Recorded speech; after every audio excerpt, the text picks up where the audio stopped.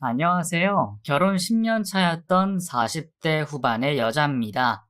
제 인생에서 너무나 억울한 일과 로또 같은 일이 한꺼번에 겹치자 이 고민을 어디에 털어놓을지 몰라 이곳까지 오게 되었네요. 불과 1년 전만 해도 악재가 겹치며 앞으로 어떻게 살아가야 할지 막막할 때가 있었습니다. 그럴 때마다 세상에 없는 남편 생각이 많이 났네요. 어디서부터 제 사연을 시작해야 할지 막막하지만 이번 기회를 통해 모두 털어버리고 새로운 삶을 살려고 합니다. 지금부터 제가 겪은 기막힌 사연을 시작해 볼게요. 저는 5살이 많은 남편과 1년 연애 끝에 결혼을 했습니다. 남편은 부모님과 위로 형이 1명 있었죠. 이미 결혼 전에 아주버님은 어엿한 가정을 꾸리고 계셨으며 대학 교수였네요. 하지만 영국에서 오랫동안 있다 보니 남편과 우애가 깊지는 않아 보였습니다. 20살부터 아주버님이 유학길에 오르셨고 1년에 한 번 보면 많이 보는 거라고 하더군요. 그리고 영국에서 유학 생활을 하는 도중에 형님을 만나 결혼을 하고 현재도 영국에서 살고 있다고 했습니다. 남편은 자상하고 심성이 고운 사람이었어요. 이미 저와 결혼 전부터 봉사활동은 기본이었으며 기부는 당연한 듯이 여기는 사람이었습니다. 3달에 한 번은 꼭 데이트를 헌혈의 집에서 하는 사람이었죠. 어쩌면 남편의 이런 모습에 반했는지도 모르겠네요. 자기보다 남을 먼저 위하고 배려할 줄 알았으며 부모님을 끔찍이 대하는 효자였습니다. 그런 착한 심성 때문인지 언제나 저에게도 다정했으며 항상 저부터 위해줬죠. 남편은 대학을 졸업하자마자 시부가 하는 일을 하겠다며 시부 밑에서 일을 배우기 시작했어요. 처음에 아버님은 남편이 자신의 일을 배운다고 했을 때 반대를 하셨다고 했네요. 대학 등록금을 안 줬어? 뭐가 부족해서 네가 내 일을 하겠다는 거야? 네 형은 영국에서 유학하면서 얼마나 잘 지내고 있어. 기껏 대학 나온 놈이 한다는 소리가 타 일을 붙이겠다고? 아버지 일이 어때서요? 저도 생각 많이 하고 내린 결정이에요. 아버지 일 배우게 해주세요. 잘할 자신 있어요. 시부는 건축 일에 잔뼈가 굵으신 분이셨죠. 그 중에 타일 공사를 주로 맡아서 하셨지만 남편이 자신의 일을 하겠다고 나서자 덜컥 걱정이 앞섰다고 했습니다. 본인 일이 부끄럽다고 생각해 본 적은 단 한 번도 없었지만 얼마나 힘든 일인지 잘 알기 때문에 아들이 하고 싶다고 했을 때는 쉽게 허락하지 못했다고 하셨죠. 하지만 자식 이기는 부모 없다는 말처럼 남편은 기어이 아버님을 설득했으며 아버님과 매일 붙어 다닐 수 있게 됐네요. 그렇게 부자가 함께 있게 되면서 일을 시작하자 못할 게 없었죠. 시부의 경력과 노련함이 있었고 남편의 패기와 열정이 있다 보니 일은 끊이지 않았습니다. 업계에서도 꽤 인정해주는 바람에 아버님과 남편을 찾는 사람들도 많아지게 됐네요. 그쯤 저와 남편은 결혼을 하게 됐습니다. 남편이 아버님 일을 도운 지 2년 정도가 된 때였죠. 결혼식을 앞둔 일주일 전에 아주버님과 형님네 가족들이 한국에 오면서 처음으로 예비시댁 가족들을 모두 만나볼 수 있었습니다. 남편에게는 여자 조카가 있었는데 정말 귀여워하더군요. 원래 아이들을 좋아하는 사람이라 조카와 놀아주는 모습이 낯설지 않았네요. 반면 저는 그날 긴장을 무척 많이 했었죠. 처음 아주버님 가족들을 본다는 설렘 때문에 선물도 준비해서 드린 기억이 나네요. 어색했지만 친절하게 절 맞아주셨죠. 뭘 좋아할지 몰라서 고민 많이 했는데 작은 선물이에요. 앞으로 잘 부탁드린다는 뇌물일 수 있겠네요. 뭘 이런 걸 다 준비하셨어요? 재수 씨가 센스가 있으시네.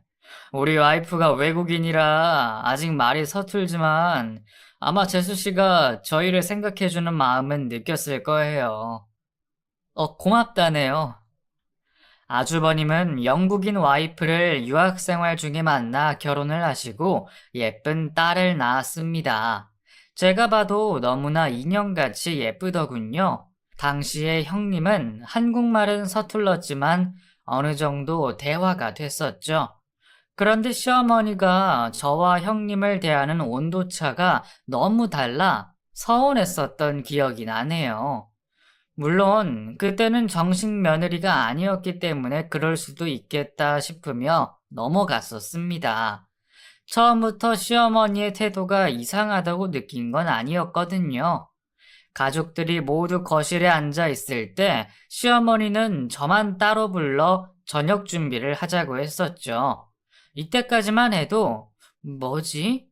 이런 기분만 들 정도였는데 저녁을 다 먹고 설거지를 하는데 모든 가족들이 다 앉아 있는데 저만 설거지를 하고 있더군요. 남편이 뒤늦게 와서 함께 설거지를 했지만 시모가 부엌으로 와서 한마디 하고서는 남편을 데려갔습니다. 남자는 부엌에 오는 거 아니야. 내가 형을 부엌에 오게 한 적 있니? 결혼해도 나는 이 꼴은 못 본다. 엄마, 요즘 시대가 어느 시대인데 내가 설거지 좀 할 수 있지. 서영이 혼자 이 많은 설거지를 어떻게 다 해요? 아님, 형수님도 같이 거들게 해주던가. 우리 큰며느리는 설거지하면 안 돼. 가만히 보고 있어도 뿌듯하잖아. 어서 거실에 가서 자리에 앉아. 넌 이거 다 할 수 있지? 얼마 안 되잖니. 설거지를 하면서 뒤에서 들려오는 말을 듣고 있는데 그때부터 기분이 너무 안 좋더라고요. 도대체 영국에서 온 며느리는 설거지를 하면 안 되고 저는 결혼식도 아직 올리지 않은 예비 며느리인데 설거지를 하고 있으니 너무나 속상했습니다. 결국 시댁가족 모임이 끝나고 남편이 절 집에 데려다 주는 길에 하소연을 하고 말았네요. 남편 역시 아까 일에 대해서 계속 마음이 쓰였다고 하더군요. 당신 마음 충분히 이해해. 엄마 대신 내가 사과할게. 우리 엄마가 좀 유별나. 형이 처음에 형수님 데려왔을 때 국제 결혼 안 된다고 엄청 반대했는데 주변에서 영국 며느리 한번 보겠다고 신기해하면서 자꾸 칭찬을 하니까 형 결혼을 바로 허락해 주는 거 있지? 형수님이 영국에서 온 며느리라면서 뭐든 다 허락하고 예뻐하더라고. 나 지금 어머님한테 인종차별 그런 거 당하는 거야? 어머님은 한국인인데 한국인인 나보다 형님을 더 아끼신다 이거지? 아, 그렇다기보다는 오랜만에 와서 그런 거지. 우리 결혼식 보고 바로 간다니까 엄마도 형이 한국 올 때뿐이야. 이번에 오고 앞으로 언제 올지 모르니까 당신이 조금만 참아. 결혼식을 치르고 형님 내외는 영국으로 가셨죠. 그 후 1년이 지나서야 봤습니다. 하지만 그때마다 시모는 저와 형님을 두고 엄청난 차별을 하셨네요. 형님이야 외국인이고 한국 문화를 잘 몰라 그렇다고 하지만 말귀 다 알아듣고 시모의 의도가 누가 봐도 시집살이라는 걸 아는 저로서는 서운하고 눈물이 날 정도로 속상한 적이 한두 번이 아니었습니다. 한 번은 형님과 저와 시모가 백화점에 간 적이 있었어요. 그런데 우연히 시모의 친구분들을 만난 적이 있었죠. 영국에서 며느리가 왔다더니 같이 백화점 나온 거야? 세상에 무슨 인형이 따로 없네. 자기는 이런 며느리 둬서 좋겠다. 친구 같고 딸 같지? 그럼 내가 아들 둘만 있잖니. 영국에서 와서 그런지 생각하는 것도 쿨하고 하는 짓이 다 예쁘다니까. 같이 있으면 신세대 되는 것 같아. 그런데 옆에는 누구야? 아, 맞다. 자기 둘째 며느리 봤다 했나? 둘째 며느린가 보네. 아이고, 내 정신이야. 첫째 며느리가 선물 사준다고 백화점 나온 건데, 우리 먼저 갈게. 첫째 며느리가 뭘 사주려나? 다음에 날 잡아서 한번 봐. 그 순간 시모가 절 창피해하는 것 같다는 느낌을 받았습니다. 그리고 선물을 사드리기로 한 건 제 생각이었으며 저희 부부와 아주버님네 부부가 같이 돈을 모아서 선물을 해드리는 건데 항상 시모는 첫째가 해줬다면서 남들에게 자랑하기 일쑤였죠. 아무래도 아주버님과 형님은 외국에서 살고 교수까지 되셨으니 자랑할 게 넘쳐났지만 저와 남편은 고작 아버님 일을 도와하는 것 말고는 자랑할 게 없었습니다. 또 저는 전업주부였기 때문에 항상 절 한심하듯 보셨죠. 한 번은 형님이 있는 앞에서 저에게 면박을 준 일이 있었습니다. 요즘 여자들은 일하고 맞벌이가 보통인데 너는 앞으로 일할 생각이 아예 없는 거니? 그런 건 아니고요. 저도 일해야죠. 첫째 좀 보고 배워. 굳이 돈 벌지 않아도 잘 살지만 우리 아들 고생할까봐 같이 일하는 것 봐. 그러니까 이렇게 여유가 있어서 용돈도 꼬박꼬박 줄 수 있는 거야. 언제 너희도 이렇게 살래? 저희 부족한 거 없이 잘 지내는데요. 그리고 어머니 그 선물 문제 말이에요. 항상 저희도 같이 돈 보태서 해드리는 거예요. 아주버님이 절대 혼자서 하시는 거 아닌데. 봐봐, 이렇게 따박따박 말대꾸 하잖아. 그러니 내가 비교가 안 되겠어? 시애미 말을 우습게 하는 거지. 시모와의 대화는 늘 일방적이었습니다. 가끔 보면 형님도 시모의 말을 알아듣지만 일부러 모른 척 하는 것도 있는 것 같더라고요. 그리고 모든 잔심부름은 제 차지였네요. 한 번은 시모에게 정말 서운했던 적이 있었는데 형님이 영국으로 돌아가시기 전날 밤에 있었던 일이었죠. 저 몰래 형님만 챙겨서 선물을 준다는 게 저에게 들키는 사건이 있었습니다. 시댁에서 저녁 식사를 마치고 과일과 차를 마시면서 있는데 시모가 형님만 안방으로 부르더군요. 그런데 안방에는 화장실이 있었죠. 거실 화장실을 누가 쓰고 있어서 안방 화장실에서 볼일을 보고 나오는데 시모가 백화점에서 고른 스카프를 형님 목에 걸어주며 예쁘다고 말하는 걸 듣게 됐습니다. 거기까지만 했으면 조금만 서운하고 말았을 텐데 시모의 생각 없는 말 때문에 상처를 받고 말았네요. 첫째야, 내가 널 얼마나 아끼는지 알지? 솔직히 둘째는 왜 이렇게 정이 안 가는지 모르겠어. 둔하고 눈치도 없어서 내가 어디 기댈 때라고는 찾아볼 수가 없다. 그래도 우리 첫째 며느리가 매번 영상통화도 해주고 가끔 선물도 보내주니까 그 맛에 살아. 이거 스카프 비싼 거야. 너한테만 주는 거니까 둘째한테는 말하지 말고. 그 말을 듣는 순간 저 혼자 가만히 듣고 끝내려 했지만 시모가 너무 얄미워서 형님과 시모 앞에 당당하게 나타났네요. 그리고 일부러 뻔뻔하게 행동했죠. 솔직히 형님에게는 악감정이 없지만 자꾸 차별을 두는 시모 때문에 형님한테도 서운해지는 건 어쩔 수 없더군요. 형님, 스카프 정말 잘 어울리시네요. 저는 촌스러워서 이런 선물 받아도 하고 나갈 것도 없고 어울리지도 않았을 거예요. 그래도 이런 스카프 하나 있어 봤으면 했는데 부럽네요. 넌 내가 다음에 해줄게. 첫째는 영국 가면 또 1년 있다가 오잖아. 그렇겠죠, 뭐. 시모는 난처했는지 형님을 데리고 안방을 나가더군요. 저는 한참을 안방에서 소리를 내지 않은 채 눈물을 흘려야만 했습니다. 눈물을 멈추려고 했지만 마음과는 다르게 눈물이 계속 나서 애를 먹었네요. 그 후 결혼 생활이 꽤 흘렀으며 저희 부부에게 고민이 하나 생겼죠. 바로 아이가 없다는 거였습니다.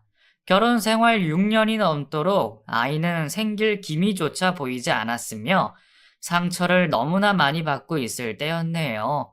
남편과 저는 고민 끝에 인공수정을 하자며 병원의 도움을 받기도 했지만 결혼한 지 10년 차가 돼도 임신이 되지 않았습니다. 거의 포기할 때쯤 제 속을 긁는 사람이 있었죠. 바로 저희 시어머니였네요. 시모는 어느 순간부터 입버릇처럼 상처 주는 말을 하기 시작했습니다. 우리 아들 인생 망쳐놓고 넌 밥이 넘어가니? 내가 너만 생각하면 반찬도 해주고 싶지 않아. 그나마 우리 아들 봐서 반찬하는 줄 알아. 힘드시게 이런 걸 뭐하러 하셨어요? 제가 어련히 알아서 잘 해주는데요. 얼마나 알아서 잘하면 아직도 애가 없어? 혹시 너한테 문제 있는 거 아니니? 우리 아들은 건강해. 봐봐. 지금도 나가서 얼마나 일 잘하고 있니? 너 혹시 결혼하기 전에 뭐 숨기고 결혼한 거 아니야?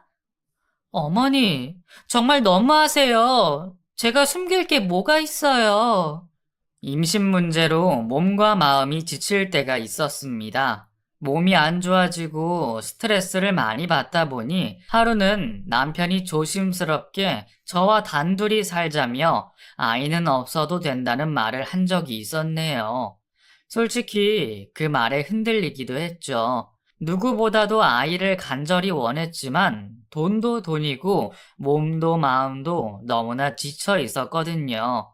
하지만 선뜻 그만두겠다는 말을 할 수가 없었죠. 그렇게 시간이 흐르는가 싶었는데 저에게 생각하고 싶지 않은 사건이 생기고 말았습니다. 그날따라 새벽부터 폭우가 내리기 시작하더군요. 남편과 시부는 어김없이 일을 나섰는데 하필 그날 일을 가는 곳이 지방이었어요. 늦은 오후 일을 마치고 올라오는 길에 고속도로에서 1톤 트럭과 충돌하면서 남편은 사고 현장에서 세상을 떠났으며 아버님은 하반신 불구가 되셨습니다.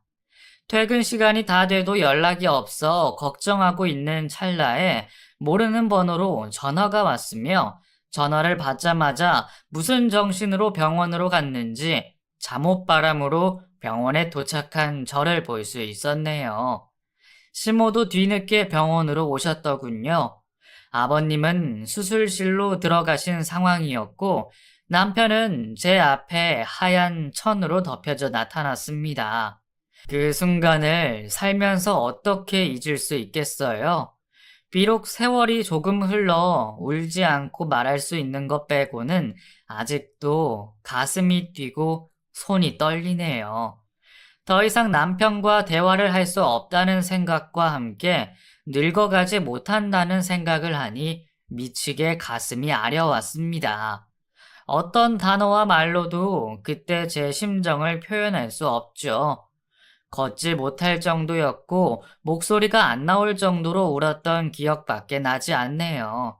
그나마 다행히도 아버님은 생명에는 지장이 없으셨지만 하반신을 잃으셨으며 정신도 멀쩡하시고 기력도 금방 회복하셨습니다. 하지만 제 충격보다 더한 상처를 받은 아버님은 한동안 말이 없으셨죠. 한순간에 아들과 다리를 잃으셨으니 그 마음이 오죽 아팠을지 저는 상상도 하기 힘들었네요. 그날의 사건으로 많은 것들이 달라졌습니다. 남편의 장례식 날 아주버님이 오셔서 보험 문제와 아버님이 계약했던 작업에 대한 것들을 철회하는 일들을 모두 마무리 지어주고 가셨네요. 하지만 야속하게도 거기까지만 하시고 자기 일은 다 끝났다며 영국으로 가셨습니다. 그리고 남겨진 저와 시부모님은 앞으로 어떻게 살아가야 할지 막막했죠. 그 순간 시모에게 전화가 오더군요. 저와 남편이 살던 집을 정리하고 시댁으로 들어오라는 말을 했습니다. 솔직히 남편도 세상을 떠난 마당에 이혼하고 제 삶을 살라고 할 줄 알았는데 시댁으로 들어오라는 말에 어리둥절했네요.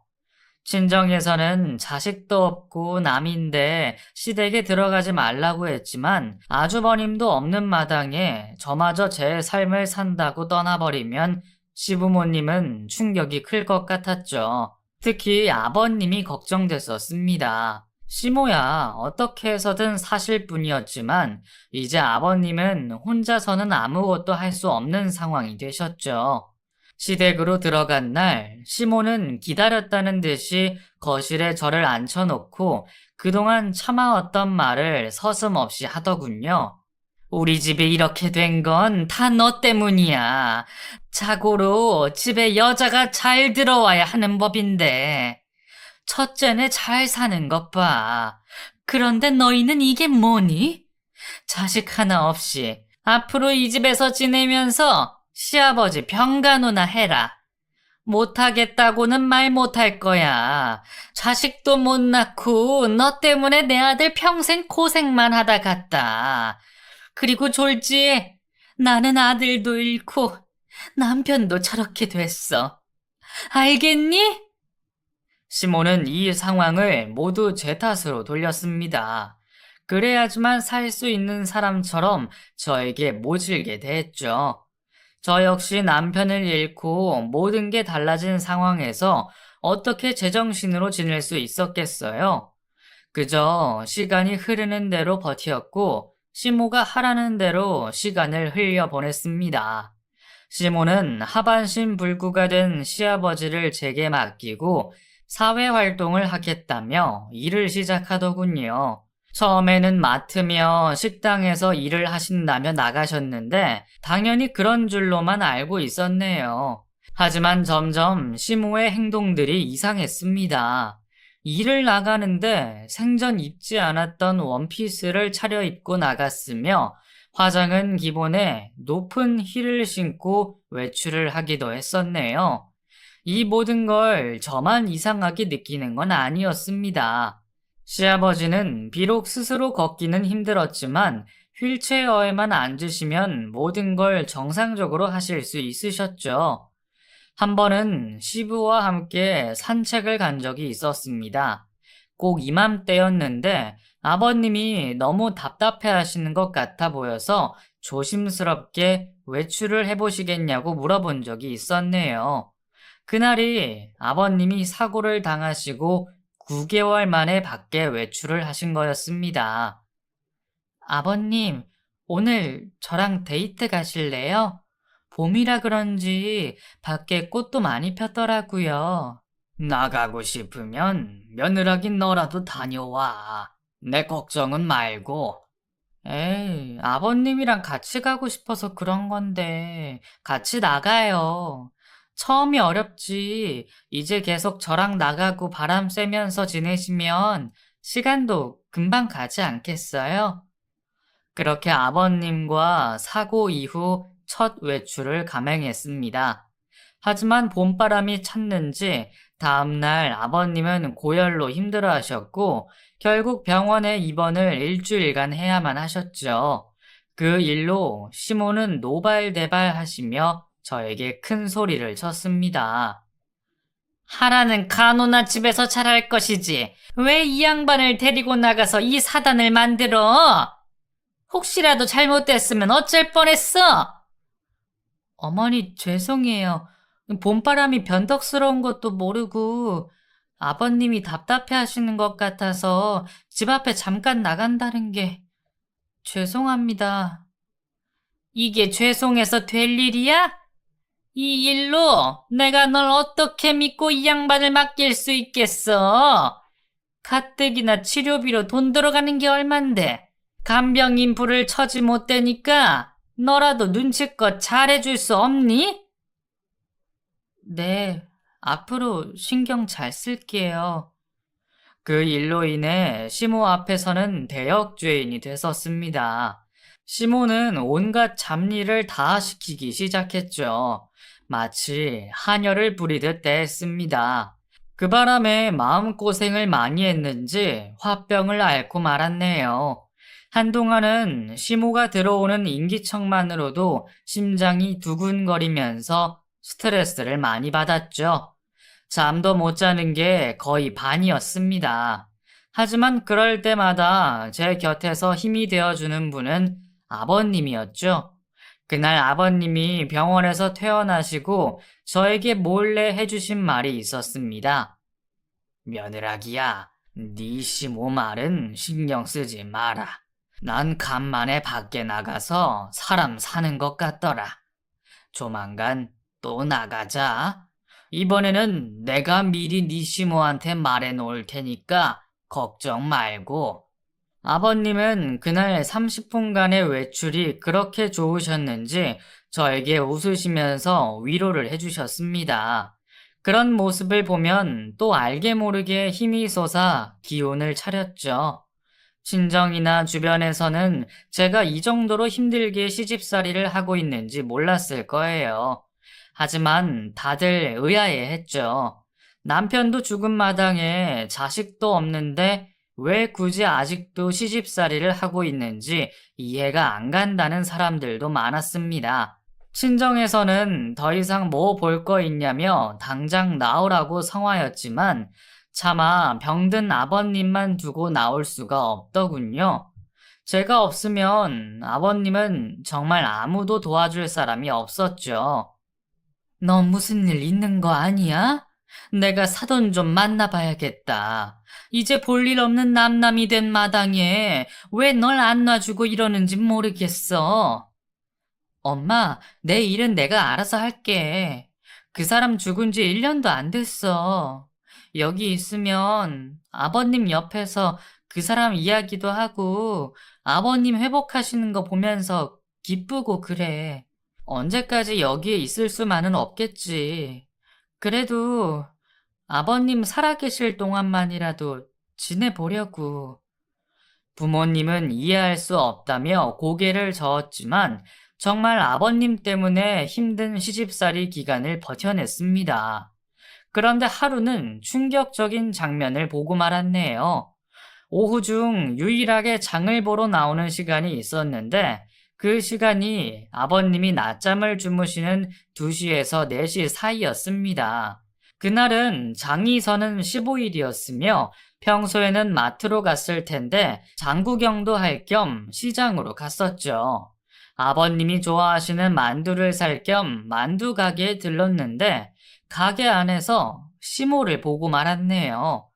시모는 중절모를 쓴 풍채가 좋은 남자분과 함께 만두를 먹고 있더군요. 시모의 행동이 수상쩍다고 느끼긴 했지만 그 이유를 직접 눈으로 보게 되니 화가 치밀어 올랐습니다. 하지만 그곳에서 아는 척을 할 수는 없었죠. 우선 확실한 증거가 필요할 것 같아 시모와 남자분 사진을 찍었습니다. 그리고 시모에게 들키지 않게 만두를 사고 있는데 시모가 중절모의 남자와 자리에서 일어서더군요. 그리고는 팔짱을 끼고 어디론가 가는 거였습니다. 혹시 몰라서 그 모습을 몰래 따라갔네요. 그런데 시모는 대낮부터 중절모 남자분과 함께 어디론가 들어가더니 그곳 간판을 보자 순간 멈칫하게 됐습니다. 시모가 들어간 곳은 늦은 오후 영업 중인 콜라텍이었죠. 즐겁게 웃으며 콜라텍으로 들어가는 시모를 보고 있자니 마치 제가 배신을 당한 기분이 들더군요. 아버님은 누운 채 오직 천장만 보고 계시거나 기껏 움직일 수 있는 곳이 집안이 전부인데 생각해보니 시모는 아버님이 사고가 난 뒤 병원에서 퇴원을 하고 집으로 온 날부터 아버님은 뒷전이었습니다. 항상 아버님 옆에는 제가 간호를 하며 지켜드리고 있었죠. 이 사실을 어떻게 해야 할지 난감할 뿐이었습니다. 남편이라도 있었으면 같이 의논이라도 해봤을 텐데, 한동안은 저 혼자서 이 문제를 끙끙 앓고 있었네요. 그런데 엎친 데 덮친 격으로 병원 검진을 간 날, 의사에게 청천벽력 같은 말을 듣고 말았습니다. 아버님에게 합병증이 왔으며 더 이상 수술로도 가망이 없다는 말을 듣게 되었죠. 도저히 저 혼자서 이 문제를 감당하기 힘들어서 결국 영국에 있는 아주버님에게 도움을 청했습니다. 아주버님, 잘 계시죠? 재수 씨가 웬일이에요? 지금 저 바쁜데. 금방 통화 끝낼게요. 저기 아버님 때문에 연락드렸어요. 아버님 합병증이 있으셔서 수술로도 이제는 할 수 없다네요. 마음의 준비를 하라는데 도저히 저 혼자서 이 문제를 감당할 수 없어서요. 어머니는요? 어머니는 잘 계시죠? 안 그래도 어머님 말인데요. 요즘 자꾸 행동이, 그러니까 제가 우연히 어머님이 다른 남자분과 있는 걸 봤거든요. 바람이 나신 것 같은데. 엄마가요? 설마요. 그런데 전화는 왜 하셨어요? 네? 아버님 문제도 그렇고 어머님도 누군가가 말려야 할 것 같아서요. 아주버님이 한국에 한번 오셔서 해결 좀 해주셨으면 좋을 것 같아서요. 재수 씨, 저 옆나라 일본이나 중국에 있는 거 아니에요. 영국이라고요.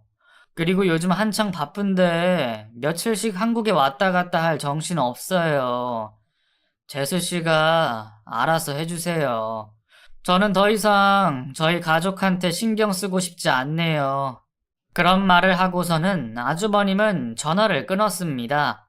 순간 제가 전화를 잘못 걸었나 싶을 정도로 어리둥절했었죠. 어떻게 자식이라는 사람이 이렇게 나올 수 있는지 답답할 뿐이었네요. 믿었던 아주버님마저 이런 반응이 나오니 어찌해야 할지 모르겠더군요. 어디다가 고민을 털어놓을 수도 없는 노릇이고 한동안 뜬 눈으로 밤을 지새우기도 했습니다. 어떻게 해서든 이 문제를 해결해야만 할 것 같다는 생각에 한 번은 시모가 집에 있는 날 아버님을 함께 돌보자는 말을 했었죠. 어머니, 요즘 바쁘신 건 알겠는데 저 혼자서는 아버님 간호하는 게 벅차서요. 교대로 시간을 나눠서 간호하면 어떨까요? 교대? 늙은 CM이 보고 지금 방에 갇혀서 간호만 하라는 거야? 너는 내가 생각이 있는 거니 없는 거니? 간호하기 싫다는 말을 그렇게 핑 돌려서 하는 것도 재주다. 간호가 싫어서가 아니라요. 아버님도 저랑 같이 보내는 시간보다 어머님이랑 있는 시간이 더 좋지 않을까요? 좋긴. 나이 들어서 이만큼 같이 있었으면 됐지. 그리고 요즘 너 잔소리가 늘었다? 까딱하다가는 CM이 이겨먹겠어. 도저히 시모의 거침없는 막말에 분노를 느낀 저는 시아버님이 안방에서 주무시고 계시는 것도 아랑곳하지 않고 시모가 콜라텍에 들어간 사실을 폭로했습니다. 처음에는 딱 잡아떼더니 제가 증거가 있다며 큰 소리를 치자 꼬리를 내리는 눈치였네요. 어머니, 저 다 알아요. 요즘 일하러 가시는 거 아니잖아요. 저번 장날에 어머님이 어떤 남자분이랑 콜라텍 들어가는 거 다 봤어요. 얘 좀 봐. 너 지금 CM이 모함하는 거니? 이게 오냐오냐 해줬더니 어디서 CM이 앞에서 거짓말을 해? 정말 이러시기에요? 그럴 줄 알고 사진도 다 찍어놨다고요. 여기 한번 보세요. 누가 봐도 어머님이죠? 혹시 여기 찍힌 사람이 어머니가 아니라고 발뺌하시는 건 아니시겠죠? 제가 이날 입은 옷도 기억하는데 옷장에서 찾아봐 드려볼까요? 너 지금 목소리 안 낮춰? 안방에 시아버지 있는데 그렇게 큰 소리로 말해서 뭘 어쩌자는 거야? 결국 시몬은 증거 사진 때문에 자신의 잘못된 행동을 인정했습니다. 하지만 거기까지였네요. 그렇다고 밖에 안 나가는 것도 아니었으며 시부를 간호하는 것도 아니었습니다. 그런 일이 있은 뒤에도 시몬은 또 다른 변명거리를 내밀며 나갔죠. 집에만 있으면 골병든데 요즘 젊은이들은 춤도 스포츠처럼 열심히 배우더만. 나도 운동하는 거니까 그런 줄 알아. 춤도 운동이니까. 그 양반한테는 운동하러 갔다고 하고. 시몬은 집에만 있으면 갑갑하다면서 운동하러 간다며 결국 콜라텍으로 갔습니다. 이제는 하다 춤도 운동이니까 간섭하지 말라며 적반하장으로 나오기 시작했죠.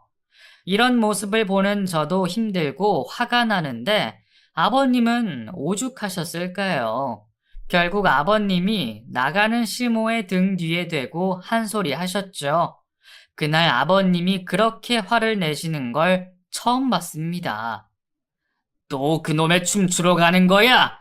당신은 내가 불쌍하지도 않아? 사람이 양심이 있으면 이렇게까지는 못하지. 며느리 보기 창피하지도 않느냔 말이야. 나라도 건강해야지. 둘 다 늙은이 취급받으면 좋아? 그리고 나는 뭐 이런 게 좋아서 하는 줄 알아? 나도 숨 쉴 구멍 하나쯤은 있어야 하잖아. 당신 그렇게 가면 진짜 끝이야. 아무리 내가 좋게 봐주려고 해도 절대 용서가 안 돼. 다 늙고 걷지도 못하는 마당에 누가 누굴 용서해. 난 늙어서까지 당신 뒷바라지 할 생각 없어.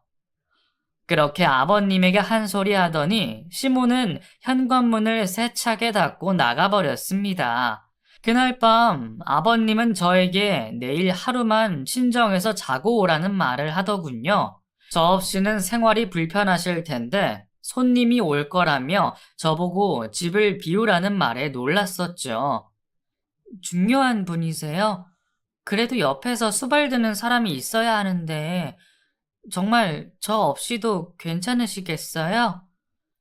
한두 번 해본 것도 아니고 그 친구가 내일 오면 같이 있을 테니까 걱정 말고 친정 가서 푹 쉬다 와라.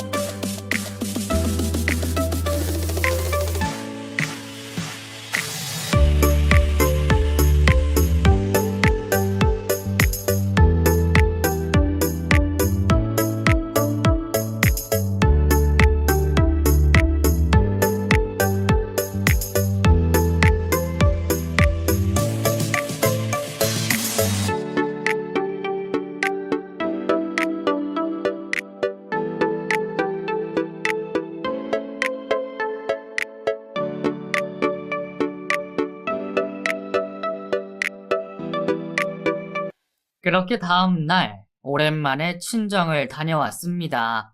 그 후 한 달이 지나서 아버님이 세상을 떠나고 마셨네요.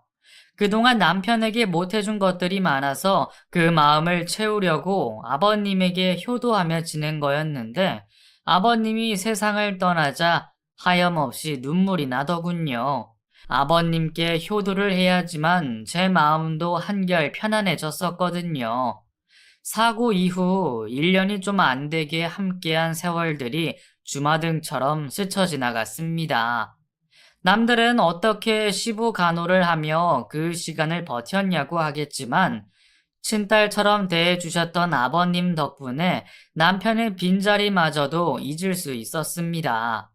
한 번은 아버님이 안방에서 혼자 노래를 부르고 계셨죠.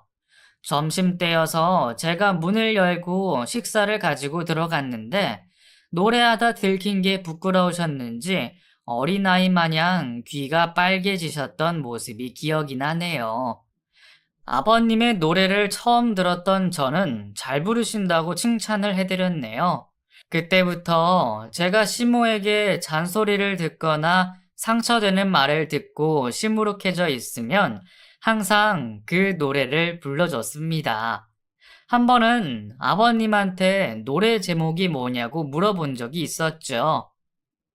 아버님, 그 노래 제목이 뭐예요? 이 노래? 홍시요, 홍시. 나훈아가 부른 홍시를 즐겨 듣던 아버님은 그렇게 소리 없이 세상을 등지셨습니다. 결국 아주버님은 바쁘다는 이유로 아버님의 장례식장에 돈만 붙이고 오시지 않았고, 시모는 장례식 내내 술에 취해 인사불성인 채로 조문객들을 대했습니다. 이 모습을 보고 있을 남편과 아버님을 생각하니 참담하더군요. 결국 장례식 마지막 날 아버님이 그렇게 즐겨 부르시던 홍시 노래를 장례식장에 크게 울려 퍼지도록 틀었네요. 지금까지도 저는 그 노래를 들으면 왜 이리 슬픈지 모르겠어요. 살아생전에 아버님하고 홍시 한 번을 먹어본 적이 없는데 홍시로 아버님을 추억할 수 있어서 얼마나 다행인지 모르네요. 장례식이 어떻게 흘러갔는지도 모르게 흐르고 아버님을 납골 땅에 모시고 시댁으로 돌아왔는데 뜻밖의 일들이 저를 기다리고 있더군요. 시모는 어느새 집에 와 있었는지 아버님의 물건들을 하나둘 치우고 있었습니다. 어머님, 제가 할게요. 좀 쉬세요. 3일 내내 잠만 잤더니 몸이 말을 안 듣네. 좀 움직여야지. 넌 뭐하니? 안 나가고? 네? 나가라뇨? 쓰레기 버리고 올까요? 이렇게 눈치가 없어서. 이제 너랑 내가 볼 일이 뭐 있겠어. 진짜 남남된 건데. 설마 너 이 집 탐냈었니? 어쩐지 군말 없이 며느리 노릇 하더니 수상하다 생각했어. 정말 시모의 말을 듣는데 세상 억울하더군요. 언제는 시아버지 간호하라며 절 붙잡아 둬놓고 이제 와서는 또 간호를 했다고 절 몰아세우기 시작했습니다. 어머님이 그동안 절 어떻게 생각하시고 계신 건진 모르겠지만 그래도 끝까지 저희 가족으로서 예의는 지키길 바랬어요. 저 아버님 재산 탐낸 적 없고요. 정말 그렇게 생각하시면 너무 서운하네요. 이제 더 이상 안 볼 사이인데 서운하고 말고 할 게 뭐 있어? 꼴 보기 싫으니까 당장 내 집에서 나가! 어머님의 힘에 떠밀리다시피 현관으로 내쫓기게 되었으며 매몰차게 문을 닫아버리는 시모를 볼 수 있었습니다. 어차피 남편도 없고 아버님도 안 계신 시댁에 있고 싶지 않았지만 이런 식으로 맨몸으로 나가게 되니 화가 나더군요. 하지만 여기서 또 화를 냈다가는 재산이 어쩌고 꿍꿍이가 있었다는 말이 나올까봐 미련 없이 친정으로 발걸음을 돌렸네요. 친정으로 가는 길 내내 뭔가 허탈하고 마음이 답답하더군요. 이러려고 아버님은 그렇게 열심히 사셨나 싶고 짧은 생을 살다간 남편이 너무나도 보고 싶었죠. 그렇게 며칠이 지나고 친정에 있는 동안 누군가 절 찾아왔다는 엄마의 말에 의아해했습니다. 아버님 친구분이시라는 분이 말끔한 정장을 입고 제 앞에 서 계셨죠. 그분은 자신을 아버님이 고용한 변호사라고 소개를 하셨네요. 어쩐 일이세요? 저는 처음 뵙는데. 그러겠죠. 난 결혼식 때도 보고 몇 번 봤는데 그 이령이가 어찌나 둘째 며느리 자랑을 한지 몰라요. 그러셨어요? 해드린 것도 없는데. 시모는 항상 영국에서 교수를 하는 첫째 아들과 첫째 며느리만 최고라며 주변 사람들한테 이야기를 했지만 반면에 시부는 주변 사람들에게 남편과 저를 그렇게 칭찬하고 다니셨다고 하더군요. 아버님의 친구분과 이런저런 이야기를 하면서 그리운 아버님을 다시 생각할 수 있는 시간이었죠. 다름 아니라 내가 이렇게 온 이유가 일영이 유언장 때문에 왔어요. 오전에는 일영이 처한테 다녀오는 길이고요. 놀라지 말고 들어요. 그동안 일영이가 가족들 몰래 재산을 모아놓은 게 있어요. 모든 재산을 둘째 며느리한테 상속한다는 유서입니다. 영국에 있는 아들한테는 이미 일영이가 살아있을 때 전화한 모양이에요. 그래서 장례식장도 안 온 거고. 변호사님의 말을 듣는 순간 흐렸던 정신이 번뜩 나더군요. 솔직히 아버님이 돌아가셨다는데 장남이 못 온다는 말을 듣고 이해가 가지 않았었죠. 아버님이 저에게 재산을 물려주겠다는 말을 전화로 했으며 그 말로 부자지간의 인연이 끝내 끊어진 것 같았습니다. 반면 이 사실을 안 시모는 노발대발하셨다고 하네요. 어떻게 해서든 재산을 도로 가져오겠다고 했지만 변호사님이 소송을 하게 되면 여러 가지 법적인 문제와 현실적인 이야기를 하자 조용해졌다고 하더군요. 시모가 바람폈던 사진을 증거로 쓰겠다는 말을 하자 더 이상 아무 말도 하지 않았다고 했습니다. 그렇게 변호사님은 저에게 아버님의 유언장에 사인을 하라며 종이를 내미셨고 얼떨결에 사인을 하게 됐습니다. 아버님의 재산은 시댁인 집과 강남에 4층짜리 빌라를 가지고 계신다고 하더군요. 하루아침에 로또가 당첨된 기분이 이런 기분일까 싶었네요. 그 후 제 인생은 180도로 달라졌습니다. 지금은 친정 동네에서 작은 카페를 하며 카페 사장님이 되었네요. 시모는 양로원에 계신다는 소리를 들었습니다. 솔직히 찾아가 볼까도 생각했지만 더 이상 시모로 인해서 상처받고 싶지 않아서 아예 모르는 사람으로 살기로 마음먹었네요. 다음 달이면 아버님의 기일입니다. 남편 옆에 나란히 잠들어 있는 아버님을 뵈러 가는 날이 다가오네요. 그동안 어떻게 지내왔는지 수다를 떨고 올 생각에 마음이 좋기도 하고 먹먹해지기도 합니다. 죽고 사는 걸 사람의 힘으로 할 수 없다는 걸 너무나도 잘 알게 됐습니다. 과거에 연연하지 말고 현재를 충실히 살아가면서 남한테 해끼치지 않고 살려고 하네요. 앞으로 제 앞날이 어떻게 될지는 모르겠지만 매 순간을 감사하며 열심히 살겠습니다.